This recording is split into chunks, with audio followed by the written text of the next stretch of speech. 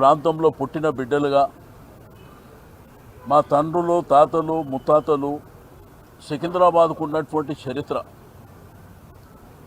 ఇప్పుడే దేశపతి గారు చెప్పినట్టు ఒక రైల్వే స్టేషను, ఒక గాంధీ హాస్పిటల్, ఒక మోండా మార్కెట్, ఒక మాంకాళి జాతర, పెరేడ్ గ్రౌండ్స్ కానివ్వండి, ఆర్ట్స్ కాలేజ్ కానివ్వండి, మహబూబ్ కాలేజ్ కానివ్వండి, రాష్ట్రపతి గారు విడిది చేసేటువంటి బొల్లారం ప్రాంతం కానివ్వండి, ఆ మట్టితోని ఆ భూమితోని మాకున్నటువంటి అనుబంధం సంబంధం ఈరోజు ఈ ముఖ్యమంత్రి గారు మరి మా తల్లిదండ్రుల పేరే మార్చే పద్ధతిలో ముందుకు రావడం అనేది దుర్మార్గమైనటువంటి చర్య. మేము ఆ కార్యక్రమాన్ని తీసుకున్నప్పుడు ముఖ్యమంత్రి గారు ప్రెస్ కాన్ఫరెన్స్ పెట్టి చెప్పిండు నేను సికింద్రాబాద్ జోలికి రాలేదని. కానీ బేగంపేట ప్రాంతం కానివ్వండి, బోయిన్పల్లి ప్రాంతం కానివ్వండి, మోండా మార్కెట్ ప్రాంతం కానివ్వండి, నార్త్ జోన్ ఆల్రెడీ వేరే కమిషనరేట్లో కలిపినటువంటి ఆల్రెడీ ఫంక్షనింగ్ కూడా జరుగుతుంది.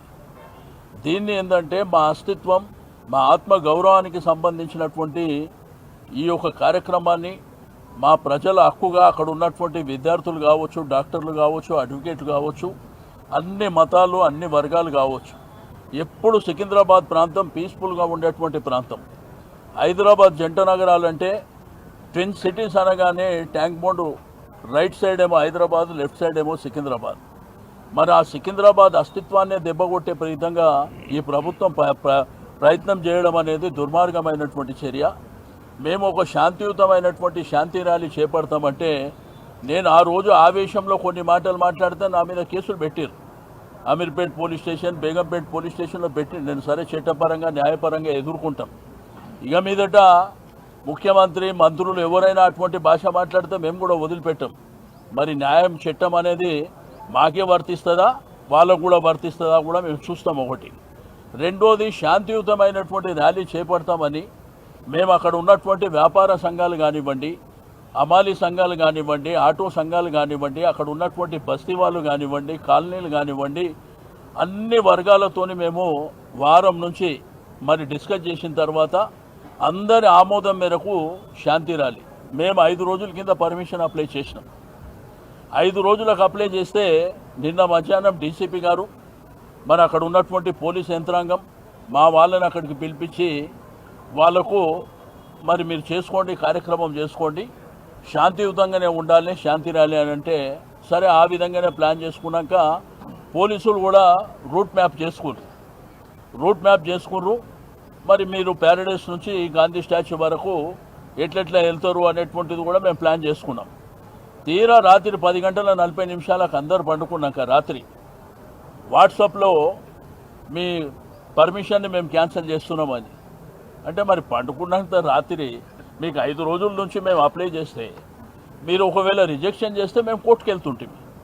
అట్లా కాకుండా తీరా 10:40 రాత్రి ఈరోజు పొద్దున్న నుంచి ఎక్కడ చూసినా కానీ ఏదైతే స్టార్టింగ్ పాయింట్ అయినటువంటి సికింద్రాబాద్ రైల్వే స్టేషన్ కానీ, మంజు థియేటర్ కానీ, క్లాక్ టవర్ కానీ, ప్యాట్నీ సెంటర్, మంజు థియేటర్, మరి అదేవిధంగా ప్యారడైస్ సర్కిల్ నుంచి గాంధీ స్టాచ్యూ వరకు కొన్ని వేలాది మంది పోలీసులని మోహరించి కొన్ని వేలాది మందిని అరెస్ట్ చేసి తీసుకుపోవడం అనేది దుర్మార్గమైనటువంటి చర్య. దీన్ని తీవ్రంగా మేము ఖండిస్తాం. ఎట్టి పరిస్థితుల్లో మా అస్తిత్వం మీద, మా ఆత్మ గౌరవం మీద దెబ్బ కొడితే మాత్రం ఎట్టి పరిస్థితుల్లో ఉపేక్షించే పరిస్థితి లేదు. మీ ప్రభుత్వాన్ని గద్దె దింపుతాం తప్ప మేము భయపడడానికి సిద్ధంగా లేము అని చెప్పి ఈ సందర్భంగా హెచ్చరిక చేయడం. సరే, ఈరోజు మీరు రాక్షస ఆనందం పొందొచ్చు మా కార్యక్రమాన్ని డిస్టర్బ్ చేసిరని. మేము న్యాయబద్ధంగా కోర్టు నుంచి, న్యాయస్థానం నుంచి పర్మిషన్ తీసుకొని ఫస్ట్ వీక్లో తిరిగి ఆ కార్యక్రమాన్ని మరి అక్కడ ఉన్నటువంటి ప్రజల చైతన్యం, ప్రజలు ఏ విధంగా బాధపడుతున్నారో వాళ్ళ మనోవేదన ఏందో అవన్నీ మీకు ఫస్ట్ వీక్లో చూడబోతున్నాం. బట్ ఒక్క శాంతి ర్యాలీతోనే కార్యక్రమాన్ని మేము ఆపం. విభిన్న రీతిల్లో విభిన్న కార్యక్రమాలు చేసుకుంటూ మేము ముందుకెళ్తాం.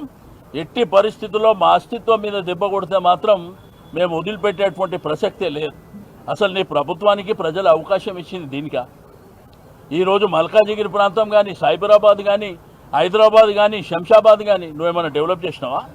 నీ ప్రభుత్వం వచ్చిన 2 సంవత్సరాలల్లా ఒక్క ప్రాజెక్ట్ అన్న కట్టినవా? ఆ రోజు కేసీఆర్ గారి నాయకత్వంలో కేటీఆర్ గారు మున్సిపల్ మినిస్టర్ ఉంటే ఆ కార్యక్రమాలు ఏవైతే మేము టేకప్ చేసినావో అవి ఎండింగ్కి వచ్చినాయి. మీరు ఇనాగ్రేషన్లు చేసుకుంటారు తప్ప మీరు ఒక్క కార్యక్రమాన్ని కూడా చేపట్టిన దాఖలా లేవు. ఏం చేస్తున్నారు? మీ ప్రజాపాలన అంటే ఏం డెవలప్మెంట్ చేశారు? హైదరాబాద్ సిటీలో, సికింద్రాబాద్ ప్రాంతంలో ఏం అభివృద్ధి చేసిర్రు? ఒక్క కార్యక్రమం కూడా మేము టేకప్ చేయకుండా 6 గ్యారెంటీలు, 420 హామీలు ఈరోజు ప్రజలకు ఇచ్చినటువంటి వాగ్దానాలు పక్కన పెట్టి ఈ తుగ్లక్ పనులు, పనికిరాని పనులు, పేర్లు మారుస్తా, మీ తల్లిదండ్రుల పేరు మారుస్తా, మీరున్న ప్రాంతాల పేర్లు మారుస్తా, నీకెవడంటే అధికారం ఇచ్చింది? ఈరోజు ప్రజాస్వామ్యంలో ప్రభుత్వాలు వస్తుంటాయి, పోతుంటాయి, కానీ ప్రజలు శాశ్వతం, అక్కడ ఉన్న అస్తిత్వం శాశ్వతం. అంతేగాని నీ ఇష్టం ఉన్నట్టు పేర్లు మార్చుకొని పోతే అల్టిమేట్గా మా ప్రభుత్వం వస్తే ఏం చేస్తుందో మా గౌరవ యువ నాయకులు కేటీఆర్ గారు మరి చెప్తారని చెప్పి తెలియజేస్తాం. కూడా వెలిగిస్తాయి. మౌలాలి దర్గా దగ్గర అగరొత్తులు వెలిగించినటువంటి చేతులే బుద్ధ విహార్కి వచ్చి ప్రశాంతమైనటువంటి ధ్యానం చేస్తాయి. ఇట్లా ఎటు చూసినా కానీ ఒక అద్భుతమైనటువంటి కాస్మోపాలిటన్ కల్చర్ ఉన్నటువంటి గొప్ప నగరం సికింద్రాబాద్. పాత రోజులలో అయితే జనం లష్కర్ అని వ్యవహరించేవాళ్ళు. సికింద్రాబాద్ను లష్కర్ అని, హైదరాబాద్ను పట్నం అని. ఆకాశవాణిలో వాతావరణం విషయాలు చెప్పినా లేదా నగరానికి సంబంధించినటువంటి డైరీ పత్రికలలో ఇచ్చిన జంట నగరాలు అనే మాటనే వాడుకలో ఉండేది. సికింద్రాబాద్ను విడదీసి చూడలేం. సికింద్రాబాద్కు తనదైనటువంటి ఒక స్టేటస్ ఉంది. అది మెల్లమెల్లగా కుంచుకుపోతూ వస్తున్నది. ఇవాళ రేవంత్ రెడ్డి చేస్తున్నటువంటి దాడి, ఈయన రకరకాలుగా ఆయనకు ఏంటంటే ఆయనకు అస్తిత్వ సమస్య ఉన్నది. ఆయన అస్తిత్వ సమస్య కారణంగా తెలంగాణ అస్తిత్వం మీద దాడి చేస్తున్నాడు. ఇవాళ సికింద్రాబాద్ అస్తిత్వం మీద కూడా దాడి చేస్తున్నాడు. ఇవాళ మల్కాజ్గిరిలో సికింద్రాబాద్ను ఒక ముక్కగా మార్చడం అనేది సికింద్రాబాద్కు ఉన్నటువంటి చరిత్రను అవమానించడం. ఇవాళ అందుకని అది మోండా మార్కెట్లో కావచ్చు, జేమ్స్ స్ట్రీట్లో కావచ్చు, ప్రతి చోట బాలంరాయిలో కావచ్చు, జనం అంతా కూడా ఆవేదనతో బయటకు వస్తున్నారు. మా అస్తిత్వం పోతుందని బాధపడుతున్నారు. మా దగ్గర ఉన్నటువంటి కంటోన్మెంట్లో ఉండేటువంటి గ్రీనరీ పోతుందని చెప్పి బాధపడుతున్నారు. మాకుండేటువంటి మా పరిపాలన స్వతంత్రం పోతుందని చెప్పి బాధపడుతున్నారు. ఈ దశలో బీఆర్ఎస్ ఒక శాంతియుత ర్యాలీని తలపెడితే దుర్మార్గంగా ఇవాళ నిర్బంధంతో విరుచుకుపడుతున్నాడు రేవంత్ రెడ్డి. ప్రజాపాలన అని చెప్పి నిర్బంధాల పడగనీడలో ఒక దగాకోరు పాలనను సాగిస్తున్నాడు రేవంత్ రెడ్డి. కనీస ప్రజాస్వామిక స్వేచ్ఛ కరువైంది ఇవాళ. కానీ లష్కర్ అంటేనే కవాతు. రేవంత్ రెడ్డి మర్చిపోకు, లష్కర్ అంటే సైన్యం, లష్కర్ అంటే కవాతు. ఈ కవాతు ఆగేది కాదు. ఇవాళ నువ్వు ఆపితే ఈ కవాతు ఆగదు. ఖచ్చితంగా ఇది ఒక యుద్ధ కవాతులాగా నడుస్తూనే ఉంటుంది. ఈ సికింద్రాబాద్ అస్తిత్వాన్ని కాపాడేదాకా, సికింద్రాబాద్ కార్పొరేషన్ సాధించుకునేదాకా, సికింద్రాబాద్ను ఒక జిల్లాగా ప్రకటించేదాకా ఈ కవాతు ఆగదని నీకు హెచ్చరిక జారీ చేస్తున్నాం.